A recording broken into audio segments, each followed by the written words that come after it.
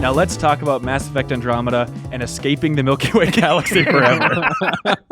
What was the trip like for you, Joe? What maybe was your first impression upon seeing Mass Effect Andromeda? Oh, man. So I think for me, one of the biggest concerns that I had going into this game, I was really excited just because it's the next step in the series. And as a big Mass Effect fan, I was just really happy to sort of like be sort of in on the ground floor of like, okay, finally getting some details about what's happening next. It's been years of teases, like to the point that like we really didn't even know the setting. Like there were like rumors, like maybe it could be this, maybe it could be this. So or how many years it takes place, like where it falls in the timeline. All of that stuff was sort of like, I mean, there were answers that were hinted at, but nothing really definitive. It's crazy to know about a game for so many years and see 3 or 4 trailers and still go to the studio and it's like, okay, we're in BioWare Montreal now. We need square one. What is this game? Because we still have no idea. Yeah. Now we do. Yeah. And man, it's also funny to think like, wow, it was Mass Effect 3 was, I think, March 2011? 12. Yep. Okay, yeah. Yeah, that makes sense. Mass Effect was 2010. So Yeah. No, it makes sense because then it'll be almost 5 years when Andromeda comes out, right? Since the last one. So yeah. So now we actually know a little bit of what to expect, and I guess part of the biggest surprise for me after what we saw was how much it still sort of looked and felt like Mass Effect, despite the fact that there's all of this stuff that you may have previously considered like core pillars of what it means to be Mass Effect that aren't there anymore. Like there's no more Paragon Renegade, and the whole like class system is totally different, and it's got more of like an exploration, open worldy sort of angle to it, and all of that is not what people are used to in Mass Effect. But at the same time, it's still like, it still felt like it belonged as part of. And no Shepard, obviously. Yeah, that's a big one. No companions that you know. Yeah, that was the weirdest thing is going on this trip, and like we all love Mass Effect. We sit down, it's like, at one point, is this going to start feeling like Mass Effect? And for me, it was in the intro when like the music starts playing and it's very synthy, very Mass Effect 1-y, and it's like, okay, I'm home again. But there's still something really surreal about seeing new Mass Effect content. They're going to Andromeda, a whole new galaxy, and seeing like a new alien race. Yep. There's something a little bit off-putting about it. Like I think it happened with Mass Effect 2 and 3. Like you just get used to Batarians, you get used to Vorcha along the way, but there's still that moment that you forget about because we're all so used to the trilogy at this point of like, first time you see a new alien race, it's like, I don't know if this is Mass Effect. Yeah. And I think there's probably some fans who have that added level of like, well, this isn't the Edmonton team. This is kind of sort of a new team, some old leadership still in charge. Yeah. But I don't know how much I can invest and still feel like this is purely Mass Effect.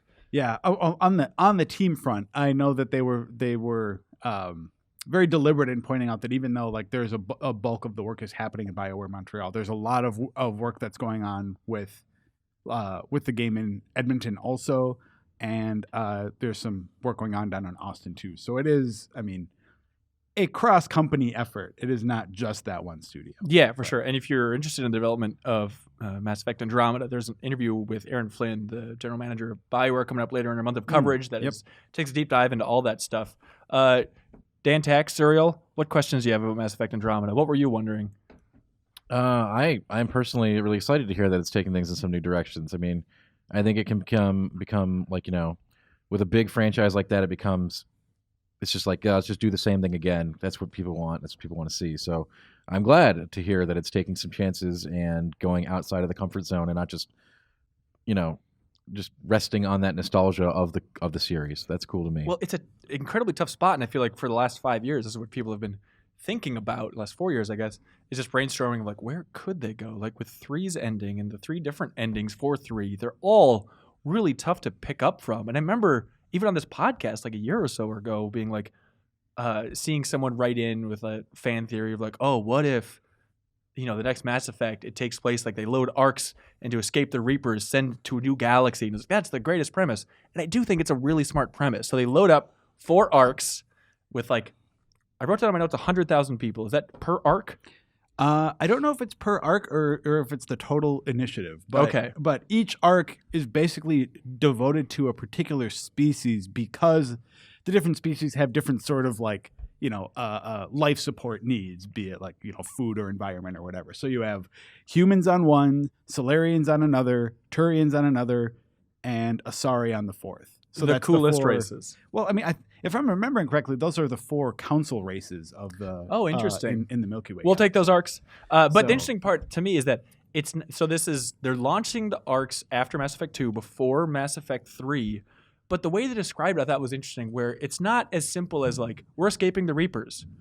Yeah, which I thought was a clever idea. I think, as you know, if you played Mass Effect 3, you know that like people didn't really even believe the Reapers were coming. Shepard's voice was as raspy as mine, screaming to everybody. Yeah, and I mean, like Shepard had sort of garnered some support from some sort of high level officials and stuff.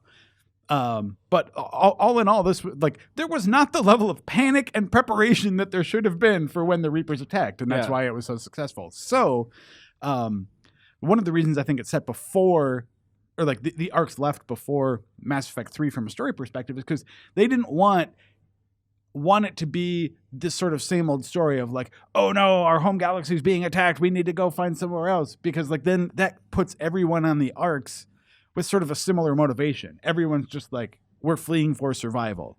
Right. And instead it's a one-way trip and a little bit more of an adventure. Like, hey, come for the reason you want to come. It's like if SpaceX launched going to Mars or something. It's like, who wants to take a one-way trip to Mars? And in this case, a Solarian raised their hand and said, I would like to go, please. Exactly. And I think that's what's fun about it, is because then you have characters who can be there for any number of reasons, but everyone, I mean, like, if you're it's just interesting because if you've got a really good life set up for yourself, you're probably not going to just like leave it behind for a one-way trip. So that means that people have all of these sort of maybe different things that they're trying to get away from or start over after or something like that. I imagine it's great fodder for a lot of conversations. Like, what brought you out to Andromeda, son? Exactly. It's going to be a lot of the game, I'm for sure. Sure. And so Jen Larson is the name of this character, who's the head of the Andromeda Initiative. We don't know much about some entrepreneur figure that launched this whole thing going out to the brand new galaxy. But the interesting thing... Where did you get that name from? I wrote down on my notes from the cover story trip. At some point they mentioned it. But the weird part is, or I think that another brilliant part, is just being able to set out in this whole new galaxy, but still having the tech that you're familiar with from the trilogy. Because they launch after Mass Effect 2, it's like they still have all the ships, all the powers, all that stuff, but you still get a completely new setting to discover that in. Mm-hmm. So we saw the first hour of the game, basically. Yeah, I think, and again, we saw it in an early state, partially because, and this was interesting too, is that like because this is going to be the part of the game that introduces players to the world, sort of gives them a taste of what the new Mass Effect is, that just for the sake of like iteration and polish is something that they sort of like put together late. Right. They always, I mean, it's a common video game development thing is you go back into the first level last so that it makes the best impression. I was amazed in the first hour just how much it really gets the ball rolling. It really jumps right in. And it's surprising where it's like there's so much lore and backstory in Mass Effect, you know, and they talk about like, oh, it's going to be a good starting point for new players. But really, like, it gets down to the ground and starts running quickly because there's not too much setup you need.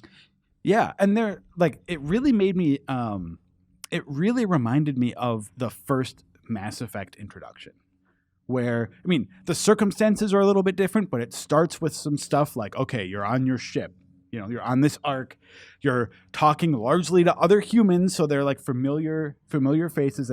You know, I think we saw an Emissary or two up there. Dr. too, Lexi is some Emissary that's helping you out in the beginning. But for the most part, it was like familiar faces to sort of ease you into the like sci-fi universe, and then you like go down to this planet that you're on and to sort of like see some strange things. And you know, I mean, we can't get too much into the details, but something goes a little wrong down there. As he puts it, the main character that we saw, they say, this planet's trying to murder us. It's not a great place. I think that might be, you know, talking about, you know, how much it feels like Mass Effect. I think it might be a little bit off-putting. I think it very much is going to get there. But in the beginning, I think my first reaction was like, oh man, what I love about Mass Effect is like different races and racial politics discussions.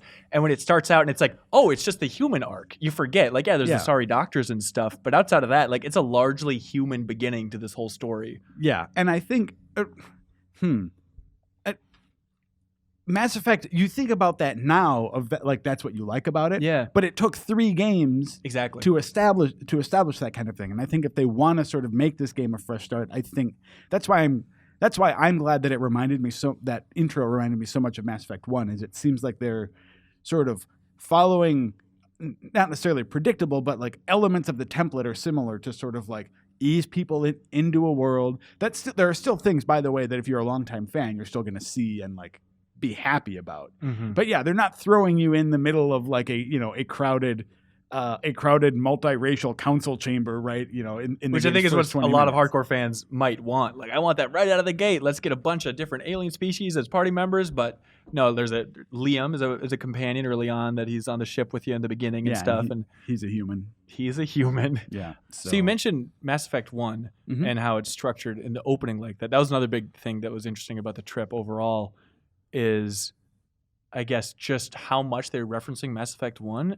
And a lot of it's, fresh beginning. They want that sense of exploration back again. But I mean, obviously bringing back a Mako-like car now called the Nomad. What did you think about like the Mass Effect 1 as a key reference point for the team?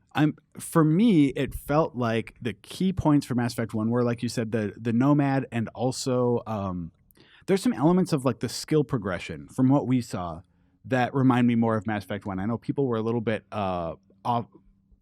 Some of the simplified skill systems in Mass Effect 2 and 3 put some of the fans of I'd say more complex RPGs was a little off-putting, because the first game actually did have a much more involved like skill system, and that sort of got streamlined. I want to know more about, because you're a systems guy, much more than I am, but a thing that they kept referencing is like, we want the depth of Mass Effect 1 with like the combat of Mass Effect 3, specifically Mass Effect 3 multiplayer, actually, is what they reference, which is interesting. Yeah. We can talk about that later, possibly. But okay, what does that mean as far as Mass Effect 1 depth? I think in this case, what that means is a broad spectrum of possible abilities that you have to choose from, rather than just like, you're a soldier, so you have 5 abilities as a soldier that you will just slowly invest in and get better in over the course of the game. Okay. So in this one, they've taken away, first and foremost, the sort of like archetypes of like soldier, adept, that sort of thing. You don't choose that at the beginning anymore. Instead, you just have those kinds of abilities available to you. So like, I don't know for sure if these are all available to you at the beginning or not, but it's like, let's say that like you have a soldier ability like Adrenaline Rush, which might slow down time. But then, so maybe I don't even know for sure that's in the game either. That's a Mass Effect, an old game reference. But like, let's say that's one option. And then there's like Singularity from that normally only a biotic could use. Your character has access to both of those. Like, you could put points in both of those, and you're not sort of bound one way or the other. And you can realign them however you want along the way, reassign them. Yeah, you can basically respec. And the sort of in fiction reason for that is that so we talked about the arcs before. Yeah. Every arc has one sort of like exemplar of that species who's called their Pathfinder. And by nature of that role, the Pathfinder has some special abilities that allow them to sort of be to sort of I don't know the word, like reconfigure their skill sets and their aptitudes. Right. And at the start of the game, the Pathfinder is your father. Right. And then through a sequence of events that was not explicitly told to us, that title gets passed down to your father just gets sick of it, I'm pretty sure. Yeah, I mean, take my N7 honestly, armor, I don't know. I mean, the easy answer is to say like, oh, something goes wrong and your dad dies, but I don't know for sure if your dad dies, because then there's also the like they also talk about some idea of like the Ryder family mystery as being one of the things of this. So if it's just like, I mean, I assume that your dad has a larger role to play in the story beyond just that. We don't know anything about the mom. And the mom, I mean, but at the same time there, it seems sort of like weird to assume that like, oh, well, the mom, I mean, there must be a mom. That must be, I mean, maybe it's just the dad raising these 2 kids too. So it's could be. And you say 2 kids, we should point out. So Ryder is the new shepherd. That's the start of the game. The first bit of dialogue, he looks at the camera and says, "I'm the new shepherd." No, that is false. That is totally false. So, by the way. But you have a twin. So the default names Sarah Ryder and Scott Ryder. Scott Ryder. But you can change names. Obviously, you can change the way they look. Do whatever you want. You can also change, if you choose one, you can change the appearance of the other and of the dad. So you have customization over those 3 characters. You can really go nuts in the beginning for fans of customization. And so the twin early on, it's not a big factor, but they say as a story builds, this storyline of the twin, it's going to be really relevant. Right. This isn't a case where it's like, well, you picked the male, so the female rider gets shot out of the airlock in the first 5 minutes, and you're by yourself. I love you, brother. Yeah. No, I mean, it's like that. You choose one, and the other one continues to play a role in the story. In ways that were not totally spelled out for us. Yeah. Other than that, like you will be able to like interact with your twin and have conversations and build that relationship, romance the bejesus out of them, and somehow that also ties into this like larger like Ryder family mystery thing. Yeah, and on the gender thing, real quick, I did like that they mentioned there's going to be more variety, more variation between the male and female choice in the beginning. That was a quick bullet point that they had. They're like more so than male shepherd versus femme shep. There's going to be more of a difference if you choose a male or female rider along the way. I know not going to be colossal, but there's going to be a little bit more than there was in the trilogy.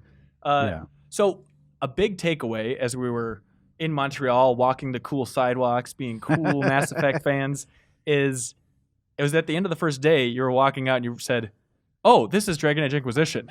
Yeah. So and I wanna qualify that a little bit though too, because I know for some people that is not. I mean, I loved Inquisition, and for a lot of people, that maybe is not a favorable comparison for a new Mass Effect game. Dan Tech just perked up. No, I didn't. Okay, great.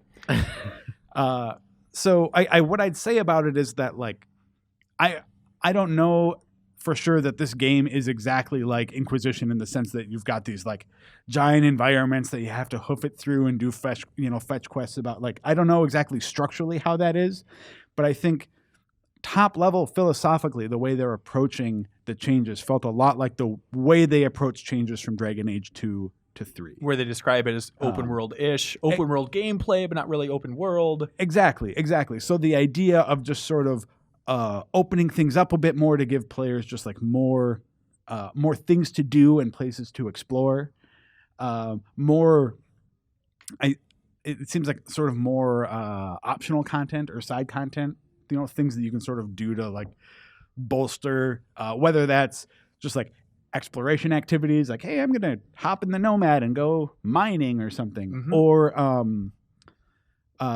loyalty missions, like squad loyalty missions. Again, some people would say that those aren't optional because like that's how you get to know your characters, and that's one of the best parts. But like at least one thing they told us is that like loyalty missions are optional in the sense that like they're not required for you to finish the game. They're not required for you to finish the game, and they don't like affect the ending. They said. Oh, interesting. So like it's not a case like in Mass Effect 2 where it's like, did you do Miranda's loyalty mission? You didn't. Whoop, she's gone. Right. Right. Also, in terms of optional, they said entire planets are optional. Yeah. Which I was blown away by, and then Joe's like, well, technically, Mass Effect 1, it's the same thing. Yeah, exactly. That there are a lot of, but the optional planets in Mass Effect 1 are like, well, that's 10 minutes you don't need to spend driving around the Mako and not really doing anything. And it seems like they're restricting there aren't as many optional planets, was the impression that I got. Because I feel like there were dozens in Mass Effect 1. I guess I haven't looked it up. But it seems like there are fewer, but the ones that are there are, again, this is what feels like Dragon Age to me, is that there's like a zone that maybe you don't need to go to, but if you go there are quests and things to do and things that will sort of like feed into your progression and your characters and all that stuff. I feel like I need to rein things in, because when their messaging is like, hey, it's all about exploring planets, it's about exploring Andromeda Galaxy, you can go to all these different planets. I mean, don't expect a No Man's Sky here, folks. Although there is a sandworm on the sand planet, which looks like that missing sandworm from No Man's Sky. Maybe that's where it went. But like, yeah, this isn't going to be an unlimited amount. Like in one of the early trailers in E3, you can even see them like swiping through a bunch of different types of planets. Like that's probably ballpark where they're looking. Don't expect a ton of planets, but certainly a healthy amount to explore. Yeah, and I think it's also about they want to provide a degree of variety that maybe wasn't in some of the planets previously too. So we're talking about like if you go to a planet, you go to Vermeer in Mass Effect 1 and like when you land to when you're out of there, you're going down a pretty narrow path of like this is what you can do on there. And I think part of the goal here is like you land on a planet in Andromeda, and there is a quest line that you can follow, but you don't necessarily have to take a straight line there. You can hop in the Nomad and like head off in a direction if there are other interesting things out there. And I think they said that you can't drive the Nomad on every planet, but a lot of them have like this forward operating station where you can jump in the Nomad and drive around. And it's not to me it did not feel like, oh, this is just your horse from Dragon Age Inquisition that you use to like get somewhere a little faster. It's more it seems that there are more discrete types of gameplay, that like there's the sort of on foot exploration, gunplay, like story level kind of thing. And then there's the like, hey, in the Mako doing some exploration, then you get out and do some fighting, but then, you know. The team, I do like this touch, the team does talk to each other when you're driving around in the Nomad as well, which is nice. Also, you can use the Nomad to ram into enemies. There's no guns on it. It's not like the Mako in that way, but it will take damage, so you probably don't want to do that. But we should point out, we didn't get to play with the Nomad. It certainly looked like it controlled well. I mean, the easy reference point, or at least, you know, the good talking point is like, we consulted with a bunch of folks who worked on the Need for Speed series to make sure this thing drove well. Yeah. I think a lot of people say that, but it looked fine. So if you hated the Mako, don't necessarily think that you're going to hate the Nomad. Yeah, that seems like a good point to make. So as far as like you mentioned variety in the planets, the exploration planet we saw, which point out I was surprised by how big it was. There's a lot of ground to cover in the Nomad, especially.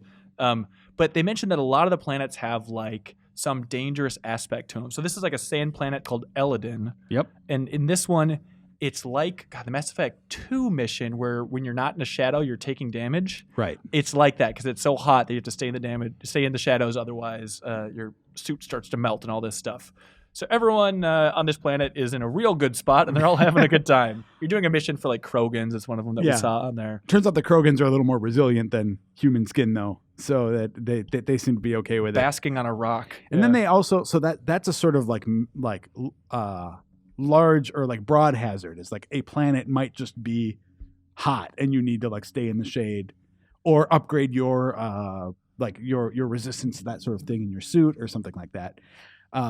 But then they also have like more localized hazards. I remember they were talking about like some areas might have like, okay, there's a smaller, like that's an acid pool, and you need to like not step in the acid pool. Try your best, Ryder. Don't go in there. Yeah. Yeah. Also, I mean, speaking of hazards, they mentioned there's dangerous wildlife is a big thing. Yeah. There's also like, you know, the alien enemies along with the wildlife are like fighting each other on the planet. You can just find this little like in that sand planet, there's a place called like Paradise Sands. That's just like this old ruined area where it's just like a weird Red Dead style wildlife fighting each other in this whole arena. And you would explain the behemoth concept, Joe? Yeah, I think I talked about this in the cover story a little bit. This is basically like the idea of super bosses, right? Yeah. So it sounds like I don't want to make it sound like they 100% promise that there's like this on every optional planet, but it seems like there will be at least a few of these like behemoth creatures that act as like, you know, kind of act as like the dragons in Inquisition again, where it's like, okay, when you've reached a certain level, you can go back. Like you may not even be able to do this on like your first time on the planet. You may have to like level up and come back later to take down these, you know, larger, more formidable monsters. And one of their talking points was also space is its own level. Yeah. What do you think of that? What do you think of the way that they reshaped traveling in space? I think it's a mistake to frame it as its own level from what we saw. At the same time, I think one thing that does do well is like points out that it's something the team is like thinks is important and is spending a lot of time on. So I wouldn't think of it as a level, but the idea of like that sense of continuity of like, okay, yeah, you can look out a window and actually see the planet that you're in front of now, which you might not think is important until you think back to like Mass Effect and it's like, you know, it did sometimes feel a little sterile in the Normandy when it's like I'm in space and I can't. The galaxy map's like in the middle of the ship. In this case, like it's in the front and it's basically like a glass roofed spaceship for the Tempest now. Yeah. So it's cool to be able to look out and see that. But I think another element of that they talked about that I liked is the concept of like seamlessness of transition too. So you like go to the galaxy map in the bridge, you say you want to go someplace, your ship goes there, you don't fly it, but again, not No Man's Sky. It goes someplace, and then you're there, and then you can like do a drop. Like you're in your ship, which is the Tempest, and then you can like drop to a planet's surface once you're there. And once you're on the planet, then you like hop in you go in the garage on your ship and like hop in the Nomad and drive that thing right out there on the planet. And like they didn't promise no load screens anywhere along this path, but their approach to it is to like make that whole process feel seamless and to give it a sense of like that you actually are, on this ship, that you are landing on these planets, that you, like just give it a greater sense of like immersion and allow you to sort of appreciate the unknown of it a little more, I think.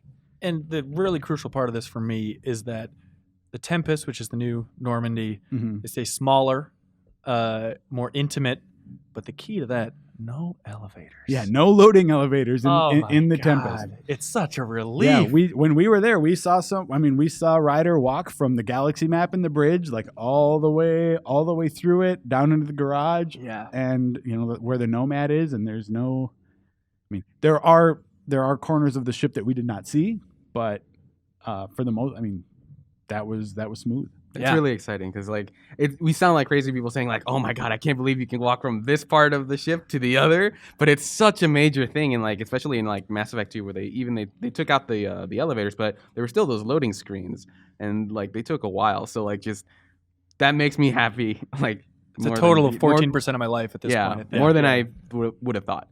Well, and it also is funny how those loading screens for me, like, were actually discouraging in terms of experiencing content, where it was like, all right, I just finished a mission, I should go check up on party members, and then it was like, oh God, if I want to talk to Garrus, I have to hop in that elevator and go down there. It's like maybe I'll just do that later. Yeah, for sure. So, yeah, I am excited because I love Mass Effect 1 a lot, and I was not expecting them to reference it as much on this trip. It seems like they all love Mass Effect 2 a lot. Yeah. Oh, and 3. I think it's a mistake to say like, okay, everyone, they are focusing on Mass Effect 1 and recreating that. I think more than that, the takeaway that I had is that they did a close examination of all 3 games that came before. What was successful, like what was most successful about them, and sort of trying to extract that and create something that, does what the series does well, but also feels like something new. Yeah, for sure. So it's interesting. It's a tough challenge because we all love Mass Effect so much, and seeing so much new stuff, it's kind of a tough game to demo.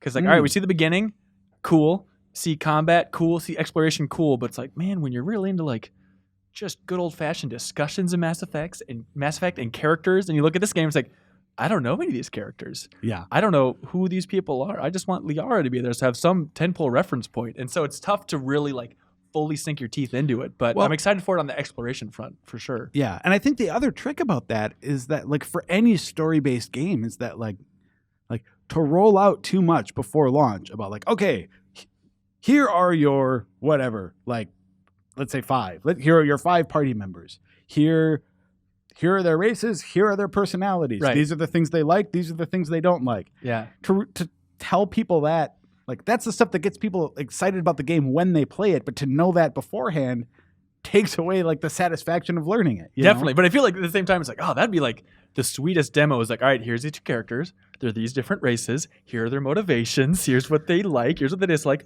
Look at this conversation, y'all. Like, that's Mass Effect to me. But yeah, I'm with you. They can't do it because it would spoil it. But it's interesting. We have a lot of content to roll out throughout this entire month. What is that cool URL, Joe? It's just GameInformer.com/Andromeda. There we go. Interviews with the team, deep dives into different aspects. Any highlights you're looking forward to? Well, one of my favorites is up already, and that's the 101 questions with Mac Walters, which you edited, and I did the interview with him. It's just a bunch of like, I don't know, like some goofy, some serious questions where it's like, I don't know, like surprisingly, even though it's like not a super serious interview, I think that there's still like some good information that comes out of it. It's a good place to get nitty gritty stuff out of the way. Stuff that I care about, like does Theron's theme play when you die? Like that thing where it's like you're never gonna blow a whole feature on that specific topic, but like there's a million little questions. I'd argue 101 little questions. Yeah. And there's also a good opportunity later in the month at the tail end of our coverage with this podcast. It looks like we're going to get somebody from the Mass Effect team on, and we'll send the post out there, and people can ask questions of their own, and we can do even more of those nitty-gritty things. I would say stay tuned. I think it's in the back half of the month right now. Maybe we'll shift it around, but there's going to be a video coming up that offers a real good look at the new alien race called the Ket. If you remember our Mass Effect 3 cover story content for the old timers out there, we did something similar that took a deep dive into the design of the alien races back then. So, and if nothing else, there's right now out there's not a great even on their N7 Day trailer, you saw some of the Ket, but you didn't get like a really good close look at them. We have a screenshot in our story, but this is going to be a good chance to like really sort of anatomically get familiar with this so those with Ket scratch fever should really look forward to this feature coming up. Thank you so much for watching this excerpt from the Game Informer Show podcast. You can click right here if you want to subscribe and listen to the audio version of the full show. Full episodes air every Thursday, and they feature Game Informer editors sitting around talking about the biggest reviews, previews. We talk about exclusive impressions of Game Informer's cover stories. We have long-form developer interviews, everything that's great in gaming. So every Thursday, be sure to check it out.